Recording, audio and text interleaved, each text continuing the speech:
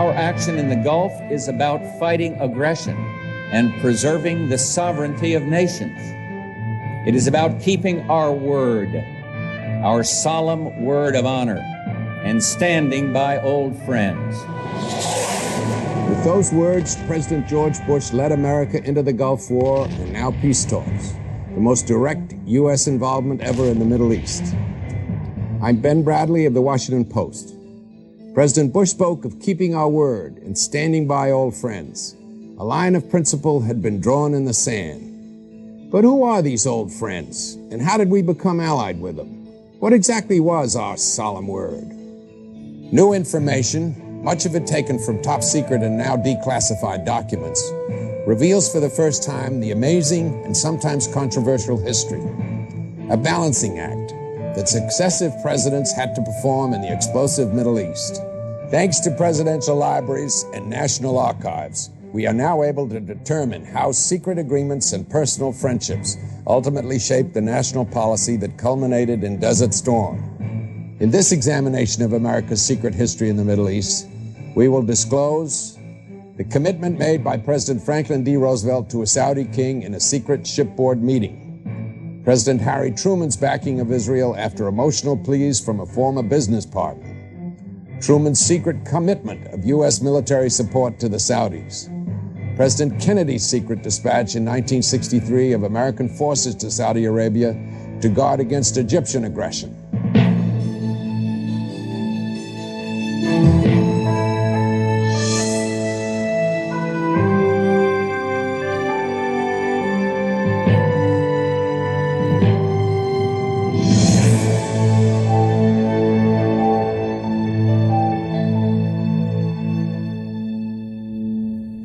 Diplomatic maneuverings, commitment of armed American forces, it all has a familiar ring. History does indeed repeat itself. Take this top secret and now declassified cable. One of the basic policies of the United States in Near East is unqualifiedly to support territorial integrity and political independence of Saudi Arabia. If Saudi Arabia should therefore be attacked by another power or be under threat of attack, the U.S., through medium of UN, would take energetic measures to ward off such aggression. That sounds like George Bush in 1990, but that cable wasn't sent after the invasion of Kuwait. It was stamped top secret and dated December 12, 1947. That's almost 45 years ago. It was the first of many secret documents we found in presidential archives that committed the U.S. to defend Saudi Arabia. America's better-known involvement with Israel goes back to the 30s and efforts to create a Jewish homeland. The U.S. commitment was best described by President John F. Kennedy speaking confidentially in 1962 to Israeli Foreign Minister Golda Meir. Kennedy's words have often been repeated in private by succeeding presidents.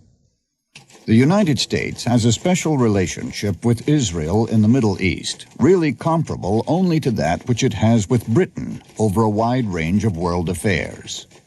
A strong statement, rating Israel as second only to our historically closest ally. And there's more.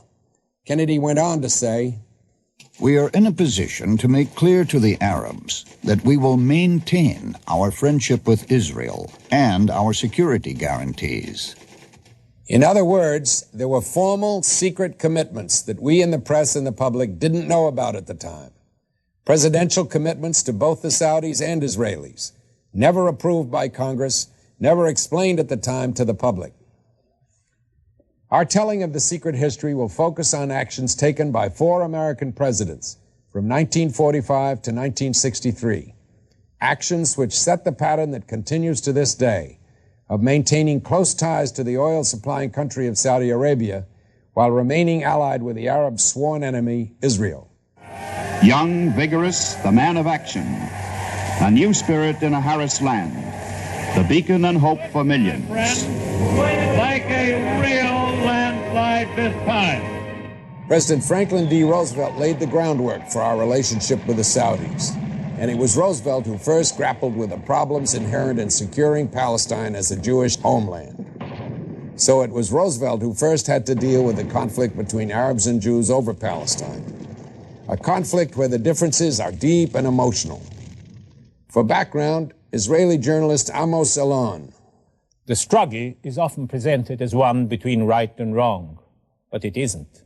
It's a struggle between right and right, the very essence, if you will, of high Greek tragedy.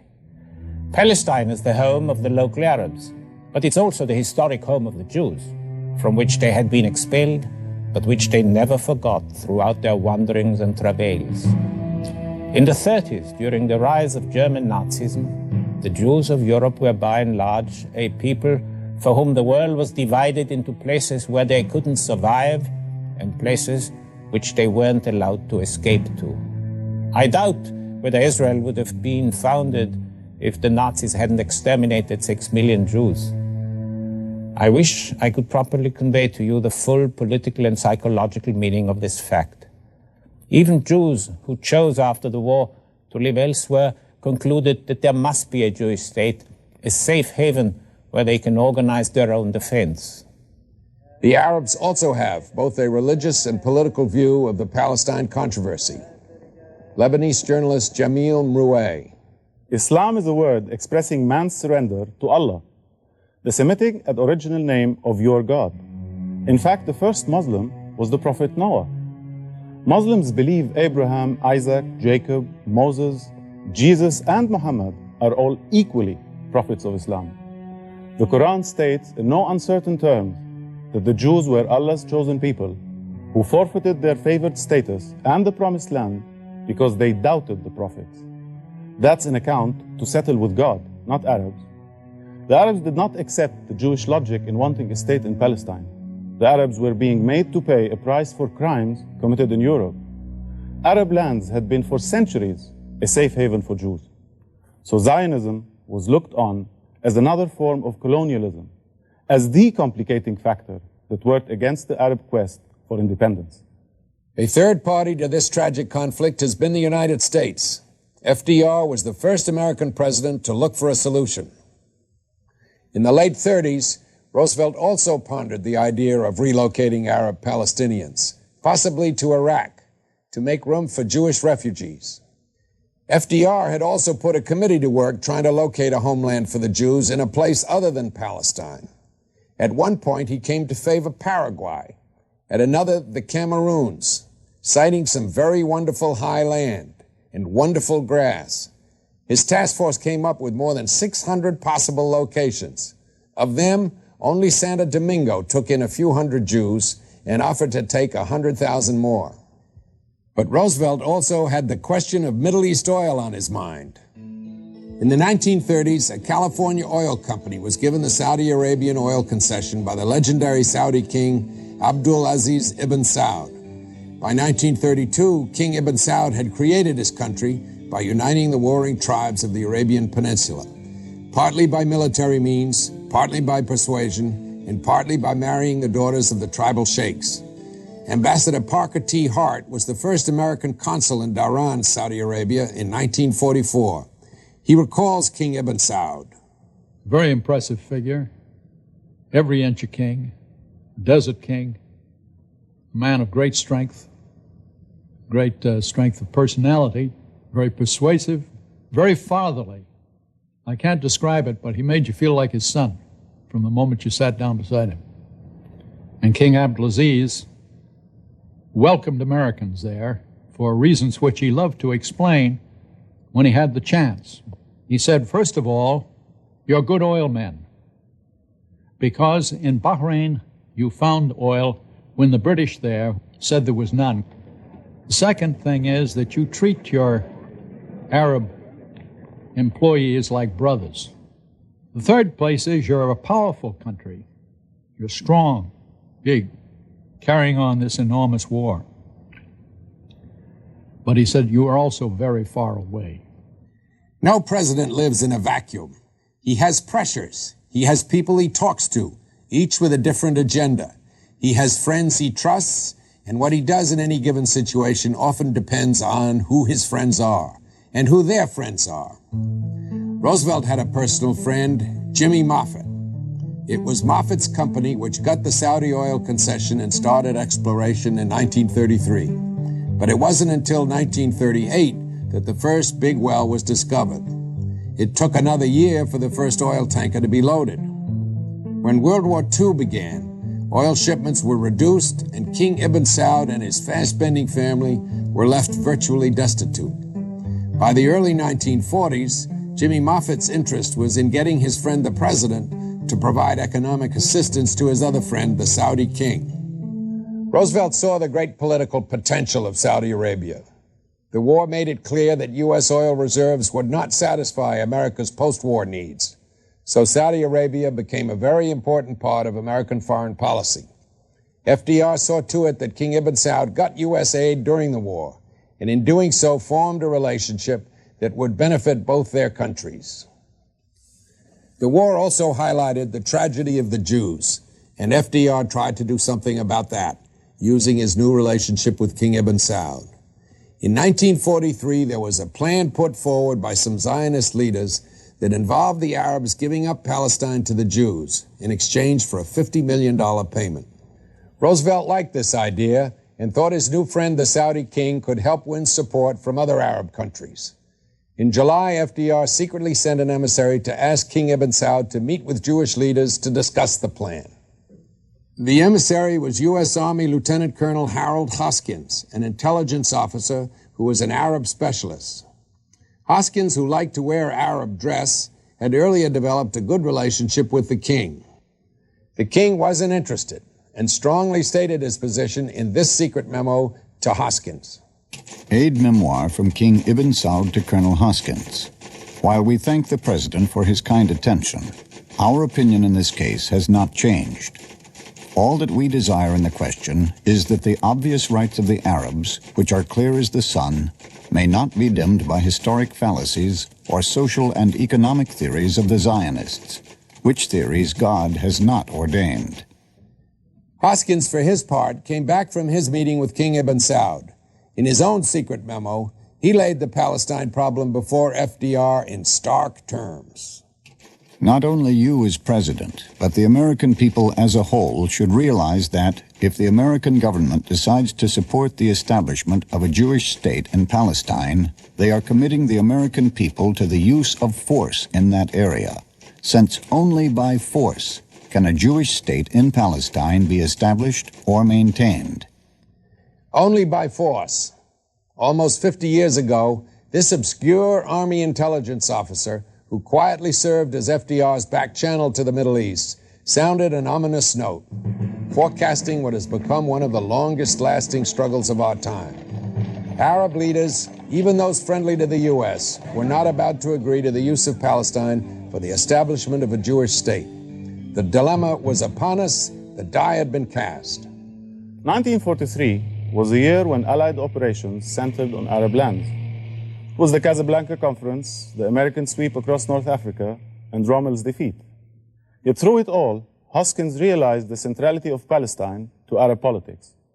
It is the single issue that has remained intact as a bone of contention between Arabs and their colonizers. It has become the acid test of Arabism itself. Most Israelis at that time were sure there would be peace with the Arabs within months, if not weeks, after the establishment of their state. What optimists! 1945 saw the end of Hitler and Mussolini and stunning death and destruction from the war. But it was the discovery of the death camps of Nazi Germany that most shocked the world. By 1945, there was growing sentiment in the U.S. and around the world for the creation of a Jewish state in Palestine. Roosevelt was in ailing health and under stress from the war. Now he was the first president put into the pressure cooker of American Middle East policy. Roosevelt was a man who thought there wasn't anything he couldn't fix or anyone he couldn't charm. Finally, out of desperation and sheer arrogance, he decided to go see the King of Arabia himself, have a personal chat to discuss Palestine and oil. He would meet him in secret on an American cruiser in the Suez Canal. On his way home from the Big Three meeting in Yalta with Soviet leader Joseph Stalin and British Prime Minister Winston Churchill, not even our closest ally Churchill would be informed the meeting would take place until the last day of the Yalta sessions. The differences between the aristocratic president and the desert king were rooted in history. Talk about Americans not understanding Arabs and vice versa. One example, the traditional exchange of gifts. Roosevelt, who knew the king was a horseman, decided to give him a bronze copy of Frederick Remington's Bronco Buster. True Muslims do not allow graven images in their homes. I'm sure the Bronco Buster would have elicited a few snickers from the Saudis, but their tradition of hospitality would have overcome their religious concerns. At the last minute, a State Department protocol officer caught this mistake. A more appropriate gift was chosen, a C-47 transport plane, practical for us too, since it would be accompanied by a 6-man U.S. military crew, and this would help negotiations to get a U.S. base in Dhahran. King Ibn Saud had his own gift ideas. For the president, a sword, robes, and musk oil. For Mrs. Roosevelt, what was listed as a harem costume. Simply stated, a harem dress is a Hollywood-inspired fantasy. There isn't a harem dress or costume in Arabia. In fact, the king's gift was a traditional Arab dress worn by Arab women when receiving their guests. And the king's other gifts to the president are an Arabian expression of respect and esteem. If Arab gifts are misunderstood, it is no wonder Arab customs are ridiculed. On February 12, 1945, King Ibn Saud and his party boarded the American destroyer Murphy for the trip to the Suez Canal meeting with FDR. As an old destroyer officer, I can tell you it must have been quite a trip. The Saudis wanted to bring along 100 fattened sheep, but Colonel William Eddy, at the time our minister to Saudi Arabia, got the sheep count down to 7, the first of which got slaughtered and skinned on the Murphy's fantail before the destroyer cleared Jeddah Harbor. The crew could not smoke out of deference to the king, who neither smoked nor drank. The king and his party were observant Muslims, and similar to Jews, Muslims will eat only kosher food. So they brought their needs, and more, enough to feed the ship's crew, to break bread with them. This is an Arab custom of hospitality, especially for a king. It was the king's first trip outside Saudi Arabia. 2 days later, in Great Bitter Lake of the Suez Canal, the Murphy tied up alongside the USS Quincy, the cruiser on which Roosevelt had traveled to Yalta and on which he would return to Washington. The two men, the king of the desert and the dying president, exhausted from Yalta, running only on his absolute faith in the power of his personality, talked on deck for an hour or so, then went below for lunch. It was arranged that they use separate elevators so that FDR could sneak a cigarette en route. FDR and the king quickly got down to business. The main topic was Palestine. Here, in a once secret document describing the exchange between the two leaders, we see the focus of their concern. The President asked His Majesty for his advice regarding the problem of Jewish refugees driven from their homes in Europe. His Majesty replied that in his opinion the Jews should return to live in the lands from which they were driven. Make the enemy and the oppressor pay. That is how we Arabs wage war. Amends should be made by the criminal, not by the innocent bystander. In other words, King Ibn Saud felt that the country that had oppressed Europe's Jews, namely Germany, should surrender land for their resettlement, that the innocent Arabs of Palestine should not be made to pay for the treachery of Hitler's regime. Israeli journalist Amos Alon. Did anyone seriously expect that it was possible less than a year after the Holocaust to send the survivors back to the countries where their parents, their children, their brothers and sisters had just been thrown in the gas chambers? They needed a country of their own. I can't see how Ibn Saud or any Arab at the time could have known about the immensity of the Holocaust. Even the US had closed its doors in the face of Jewish immigration. Further, the stricken Jews had not bothered to produce Arabic literature about the tragedy. But Jews needed a home. It was a case of what was the lesser harm, sending them back to countries where they were being persecuted, or an independent enclave in a small part of Palestine.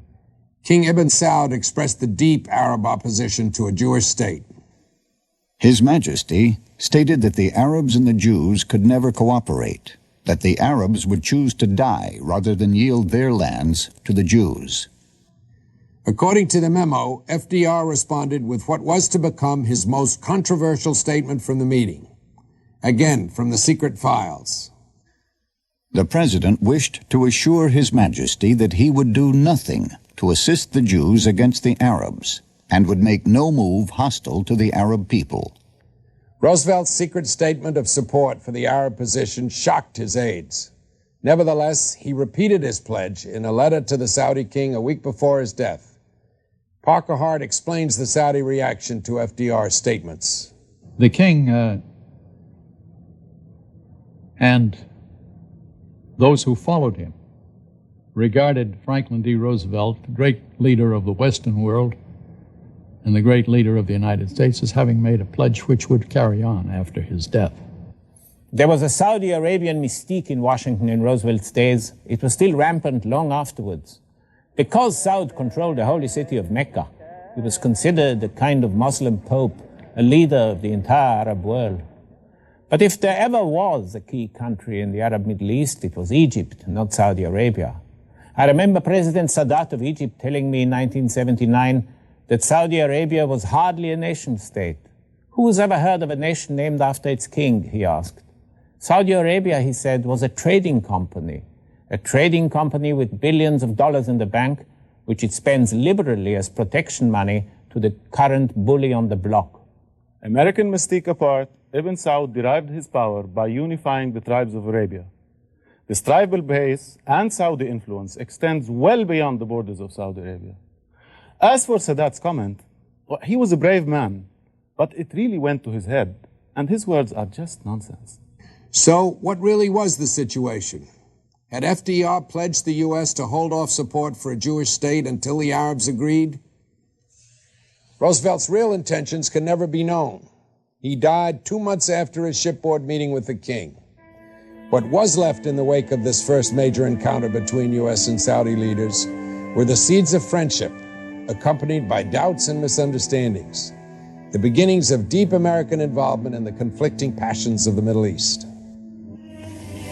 Truman of Missouri, a brave and honest man, a supporter of Roosevelt's policy for 11 years. Harry Truman was thrust into the presidency at a critical point in American and world history.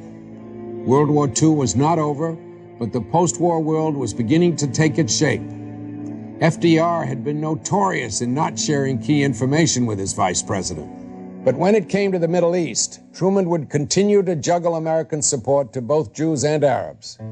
And as we will see, it was Truman who would solidify U.S. support for the new state of Israel and secretly establish military backing to the government of Saudi Arabia.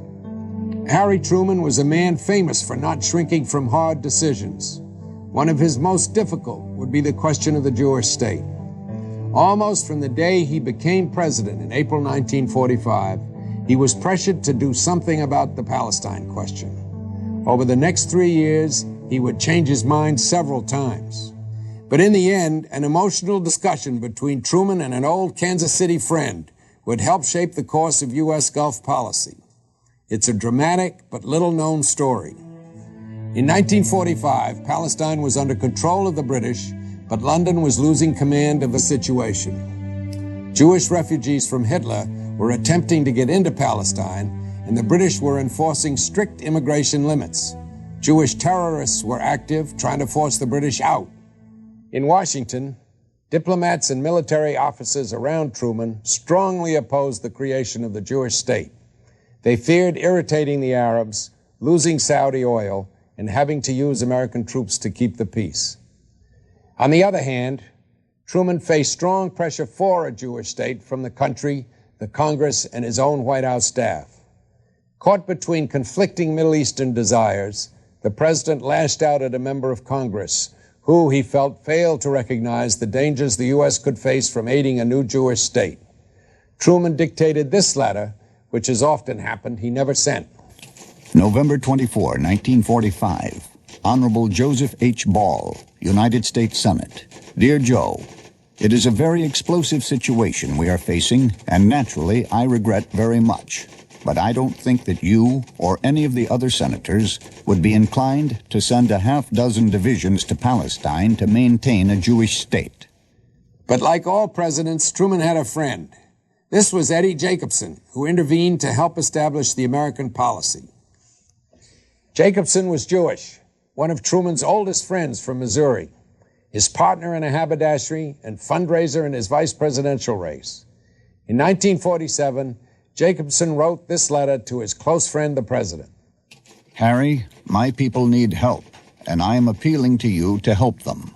The future of 1.5 million Jews in Europe depends on what happens at the present meeting of the United Nations. Wishing you and your family the best of everything, I am, sincerely, your friend, Eddie Jacobson. David Ginsburg served as counsel to the Israeli embassy in Washington for 20 years. Jacobson came to know the man who became the first president of Israel, Chaim Weizmann.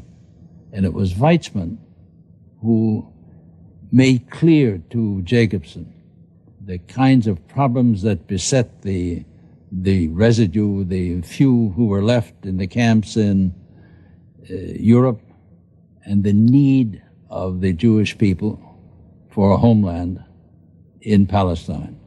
And it was Jacobson who carried really Weizmann's words and often his ideas to the president, and I think made a substantial difference in the final outcome.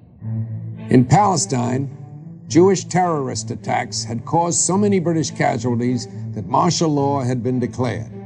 In February 47, the British decided to end their control of Palestine and turned the matter over to the United Nations. A UN committee proposed a vote on the partition of Palestine, dividing that territory into separate Arab and Jewish states. After long soul-searching, Truman sided with his friend Jacobson and supported partition. He rejected warnings from Saudi Arabia's King Ibn Saud, who cited Roosevelt's shipboard pledge. Saudi Arabia? No. Soviet Union? Yes. The United Kingdom? Abstain. The United States? Yes. On November 29, 1947, the UN General Assembly, with the United States taking the lead, voted to support the partition of Palestine. Separate Jewish and Arab states were to be established effective 1 year later. Pro-Zionist groups around the world celebrated the news. But in Saudi Arabia, there was a very interesting, very telling development in the wake of the UN vote. King Ibn Saud had his own worries outside the Palestine issue. His rivals in the area, the Hashemite kings in Transjordan and Iraq, each appeared to have British support to challenge Saudi control of Islam's holy places. King Ibn Saud needed military muscle. In a private meeting with the American envoy in Riyadh, King Ibn Saud proposed a remarkable deal with the United States, a proposal which has had almost no publicity until now. The king said he would not let other Arab states draw him into a fight with the U.S. over Palestine, now that the UN had voted.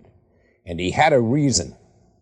His Majesty wished to know how and in what manner he might rely upon the United States' aid in resisting any incursion from Iraq or Transjordan, whether the United States would supply the Saudi Arabian government and army with the necessary materials, since the threat was one not only involving Saudi Arabia, but also vital American interests. Washington was so surprised by the king's arms request that it took a year for the U.S. to begin studying Saudi military needs. The UN vote on partition and the Saudi king's proposal did not end Truman's problems and Jacobson's quiet influence over the president's decisions. Fighting between Arabs and Jews increased. As some aides had predicted, outside force was considered necessary to establish the new Jewish state. Truman was adamant that no American soldiers be used. There was a feeling that in the event that there would be substantial American casualties in defense of the Jewish state, there might very well be repercussions within the United States, anti-Semitic repercussions, and that neither the White House nor the Israelis wanted. In the spring of '48, State and Defense Department officials recommended that the United States reverse its support of dividing Palestine. Instead, they urged the president to propose that Palestine become one country under UN supervision. Surprisingly, Truman agreed.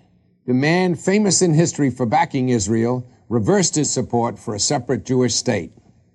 He approved the draft of a UN speech that in essence dismissed a Jewish Palestine as being unworkable.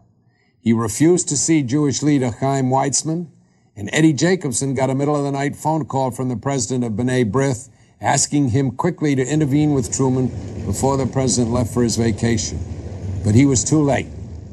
Dear Eddie, your telegram reached me after I arrived in Florida. I was very sorry that I did not have a chance to see Dr. Weizmann, but my schedule was so very crowded that I simply couldn't get him in. The situation has been a headache to me for 2.5 years. The Jews are so emotional, and the Arabs are so difficult to talk with, that it is almost impossible to get anything done. Sincerely yours, Harry. Not to be put off, Eddie Jacobson turned up at the White House a few days later. Truman's secretary allowed him in to see the president, imploring him not to discuss Palestine. These are Jacobson's notes. For a few minutes, we discussed our families. I then brought up the Palestine subject. He immediately became tense in appearance, abrupt in speech, and very bitter in the words he was throwing my way. I suddenly found myself thinking that my dear friend was at that moment as close to being an anti-Semite as a man could possibly be. But Jacobson was not to be denied. He pleaded emotionally with his friend to meet with Zionist leader Weizmann. As Jacobson recalled the scene, all of a sudden, he swiveled himself around again, looked me straight in the eye, and then said the most endearing words I had ever heard from his lips. "You win, you bald-headed son of a bitch. I will see him." 5 days later, Truman saw Weizmann, and he reestablished his support of a separate Jewish state. On May 14, 1948, Israel proclaimed its independence. David Ben-Gurion, Prime Minister of Israel, goes to preside over the proclamation of the new Jewish state. Everywhere, the flag of Israel is displayed. Hours later, Truman recognized the new state and was followed days later by many in the world community, even the Soviet Union. Israel was now a fact. After 1,800 years, the Jews had control over what they had claimed as their homeland. Yet the joy of the Israeli and their supporters had to be weighed against the anxiety and anger of displaced Palestinians and their Arab backers. Now that Israel formally existed, the surrounding Arab countries declared war. The battles, both political and military, were only beginning. For all his vacillations, Harry Truman has always been portrayed as the American president who helped create the State of Israel. Truman was not so pro-Israeli as is often thought. This business with Eddie Jacobson sounds melodramatic, but misses the point. In recognizing Israel, Truman was recognizing reality, that's all. The establishment of Israel was inevitable and would have happened without his intervention. Truman's support of partition broke the Arabs' back. The Arab governments were a wobbly bunch, engaged in a deafening dispute among themselves, and facing the competing advances of the victors of the Second World War, who themselves were in rivalry. The Arabs chose the worst possible course. They induced political coma on themselves. Partition was not acknowledged, and recognition of the fact of Israel was tabooed.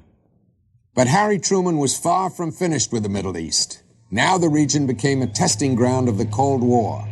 America sought to continue its balancing act, juggling its Saudi and Israeli friends in the area, while combating Moscow's attempts to gain influence in the Arab world. King Ibn Saud, knowing he was key to American Cold War plans in the Gulf, wanted to cement his security arrangements with the U.S. He sought a formal military alliance with Washington. In April 1950, Truman sent Assistant Secretary of State George McGee to meet with King Ibn Saud. As disclosed in this secret summary of the king's discussion with McGee, the king pressed unsuccessfully for a formal treaty. The king dwelt at length on his concern about possible aggression from the Hashemite kingdoms of Jordan and Iraq.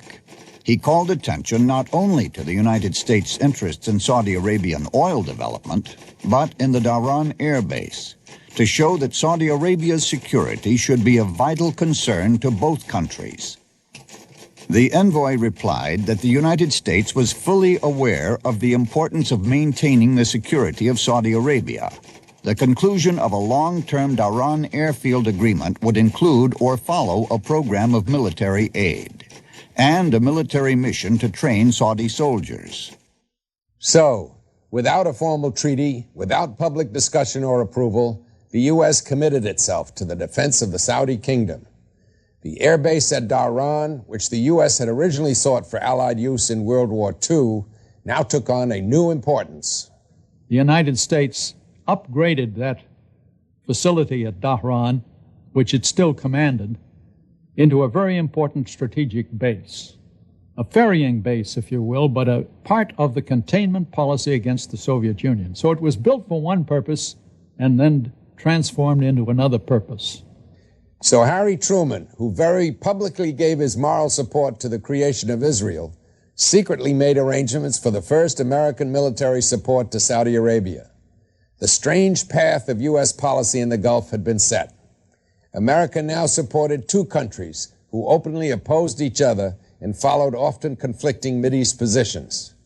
January 1953, the eyes of the world were on the White House in Washington, D.C., where Harry S. Truman greeted his successor, Dwight D. Eisenhower. In the Eisenhower years of the 50s, the Cold War continued to escalate. It was a time of prosperity at home, but a time of increasing anxiety as America faced the communist threat.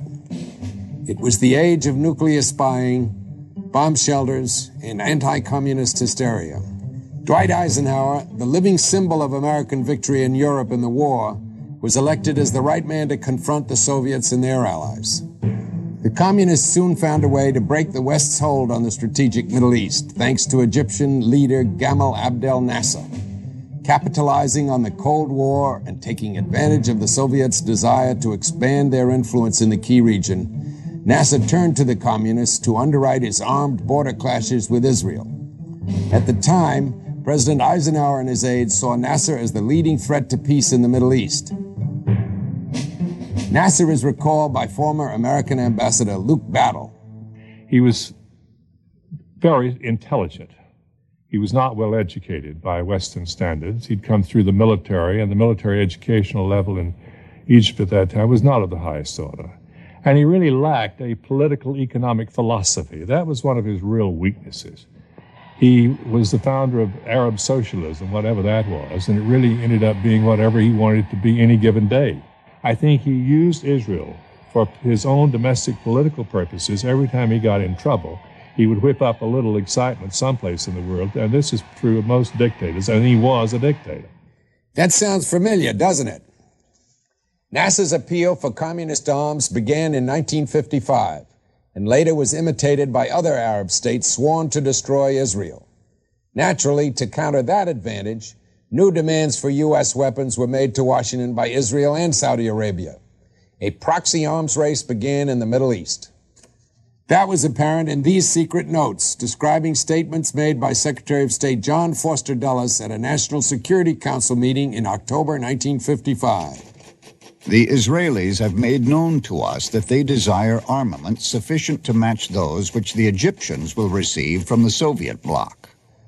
The Israelis had reason to worry about Nasser. Bolstered by Soviet support, he turned bold. In July 1956, he took over the Suez Canal, a move that led to an attack by Israel, Britain, and France. The United States stayed out of the conflict and finally forced a truce. Our Saudi allies were also concerned by the communist arming of Nasser. In January of 1957, King Saud, the son of King Ibn Saud, visited Washington. Eisenhower later wrote that his Saudi visitor told him confidentially that the Saudi people were demanding that he counter the military threats, particularly by Nasser. The king said that some Saudis were demanding that he deal with the Soviets to get the necessary arms for the national defense. But the king told Eisenhower that he wanted nothing to do with the Kremlin. On that note, Ike agreed to sell him more American arms. King Saud was short on the will necessary for ruling, but he had an abundance of instinct, and in 1957, his instinct was right. The Soviet arms deal with Nasser had brought them to the mainstream of the Middle East. The British, on their part, were arming Saud's rivals, the Hashemites in Iraq and Jordan. So King Saud sought more American arms. Well, the Arabs were being armed by both the US and the Soviet Union. If only a fraction of the effort that went into the arms race had gone into trying to make peace. The Israelis were naturally anxious to match the Arabs' arsenal. What a hopeless ambition. Egypt continued to rattle the sabers. By 1958, a rearmed Nasser looked like he was going to take over the Middle East. Lebanon was in turmoil. Nasser's agents there were attempting to overthrow its pro-Western government. When Nasser supporters overthrew the Iraqi king's government, the Egyptian leader appeared unstoppable and a real threat to both Israel and Saudi Arabia. This time, Eisenhower acted by ordering U.S. Marines into Lebanon on July 15, 1958, for what became a 3-month stay. I am well aware the landing of United States troops in Lebanon could have some serious consequences. Our dedication is to the principles of the United Nations Charter and to the preservation of the independence of every state. In public, Ike said he was acting to save Lebanon. This was certainly true, but Ike and his top aides also had Israel and Saudi Arabia on their minds. These are the secret notes of the president's meeting with Secretary of State Dulles. Secretary Dulles said Israel is held a hostage against us.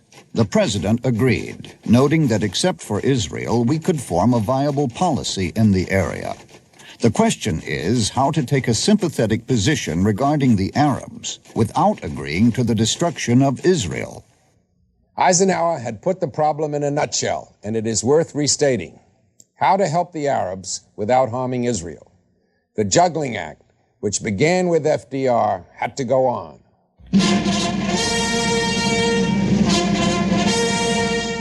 John F. Kennedy settles into office as the 35th President of the United States, the youngest man and the first Roman Catholic ever elected to the office. The presidency of John F. Kennedy saw no lessening in the Cold War. The Berlin crisis, the Cuban Missile Crisis, had threatened to bring the United States into open warfare with the Soviet Union. Seeking to counter the Soviets in the Mideast, Kennedy tried to move the U.S. closer to Nasser and diffuse his anti-Americanism. When the Soviets sent advanced jet bombers to Egypt, Kennedy agreed to supply the Israelis with American Hawk anti-aircraft missiles. But in a new approach, Kennedy sent his ambassador in Cairo to inform Nasser of the missile sale in advance. Somehow, this secret message was discovered and leaked by the Israelis. The leak angered Nasser. Kennedy's ambassador in Cairo cabled that Nasser believed that either the U.S. was double-dealing with him or the American government was so infiltrated by Israeli agents that private agreements were impossible. This new attempt at juggling Arab and Israeli interests blew up in the president's face. Predictably, U.S.-Egyptian relations got worse. Strengthened by Moscow, Nasser's adventurism continued to worry Israel and the Saudis. In 1962, a revolution broke out in Yemen, a country on Saudi Arabia's southern border. Nasser supported the rebels, while the Saudis aided the Yemen royalists. Then the Egyptian leader took a dangerous step. He tried to overthrow the Saudi regime. The U.S. responded. It was a new set of moves in the chess game of Gulf politics. Parker Hart, then our ambassador in Saudi Arabia, discloses publicly for the first time what happened. In February of 1963, Nasser sent over aircraft one day over the Hejaz coast on the Red Sea and dropped 109 bundles of ready-to-go ammunition, mortars, heavy machine guns with tripods, and all sorts of other equipment. Nasser clearly intended that these be picked up by insurgents in Saudi Arabia, presumably Saudi insurgents, and used to kill all of the royal family, which was due to assemble shortly in Jeddah for some special events that I can't even remember. In order to prevent this kind of activity from going any farther, Washington being rather alarmed over this, and President Kennedy in particular, very concerned always with every detail of what was happening in this struggle between Egypt and Saudi Arabia, sent out Operation Hard Surface, an American squadron, ostensibly as a training mission.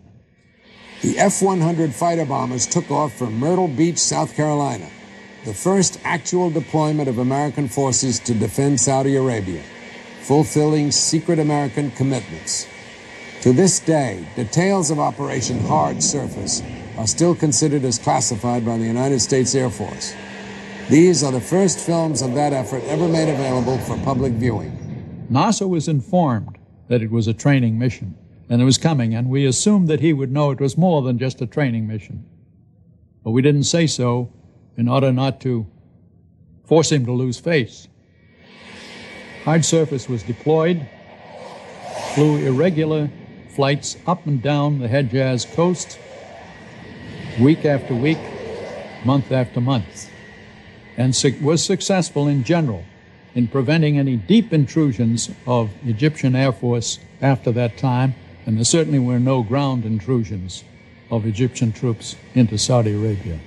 The American public was never aware of that potential crisis, thanks to secret agreements and hidden diplomacy. So it's interesting to note that when American forces arrived on Saudi soil in 1990, it was not for the first time. From Franklin Roosevelt to JFK, the juggling act in the Middle East by American presidents continued, marked by secret arrangements and personal diplomacy. With the passing years and successive wars, we've become even more deeply involved in the Gulf. America has sought peace while supplying more and more arms. In 1967, Lyndon Johnson had to contend with the Six-Day War, a major and smashing Israeli victory. It was a victory for Western arms over Soviet-supplied military hardware. In the wake of that war, Johnson gave in to political pressure. In 1968, he sold Israel the newest American top-of-the-line F-4 fighter planes. And, of course, the Soviets countered by resupplying the Egyptians. In 1973, during the Nixon administration, Nasser's successor in Egypt, Anwar Sadat, tried his hand at attacking Israel. He was defeated, thanks again in part to a rapid flow of U.S. munitions. In 1979, Jimmy Carter brought Sadat and Israeli Prime Minister Begin together to sign the historic Camp David Accords. In return, he promised each country, you guessed it, more arms. But there were other events in our secret involvement with Saudi Arabia that set the stage for Desert Storm. That 1973 Israeli victory shook the Saudis. In response, the Saudi government asked the United States Army Corps of Engineers to assist them in one of the most far-reaching and innovative military construction projects in world history. I was the last general officer in Saudi Arabia with the Corps of Engineers organization there. The Corps of Engineers has been active in Saudi Arabia since 1951 and constructed 7 major military cities there. The first 2, Tabuk in the northwest and Kamis Mashay in the southwest, were constructed to counter possible threats from Israel and from Yemen. That's right. We helped the Saudis build defenses against Israel, the country we had armed. The Saudis were jarred again in 1979 when the Ayatollah Khomeini and his Islamic fundamentalist followers overthrew the government of the Shah of Iran. The seizing of power by the Iranian revolutionaries sent shockwaves through the royal Saudi government. More construction was added to what became a $20 billion Saudi program to protect that country from outside aggression. The last secret site, King Khalid City, cost more than $6 billion to construct and was designed to house 50,000 people. This was the infrastructure that enabled George Bush in the fall of 1990 to send in 400,000 troops without missing a beat. When Saddam Hussein moved toward Saudi Arabia after seizing Kuwait and threatened Israel with terror weapons, it was the first time that both our old friends had been under threat of attack at the same time. On August 6, 1990, in the Summer Palace in Jeddah, Saudi King Fahd met with U.S. Defense Secretary Dick Cheney on how to meet the threat from the Iraqi dictator. I talked about the historic relationship between the U.S. and Saudi Arabia. Talked about President Roosevelt's meeting on the U.S. Quincy with Ibn Saud, 1945. I talked about the close relationship the King had with President Bush, going back to the time when the King had been the Minister of the Interior and the President had been Director of the CIA, common functions between the two governments. And then, of course, we talked about the threat what Saddam Hussein had done to Kuwait, about the length of time it would take us to respond if they did decide they wanted assistance, that we had to make a decision rapidly if we were going to be there in time to be any good.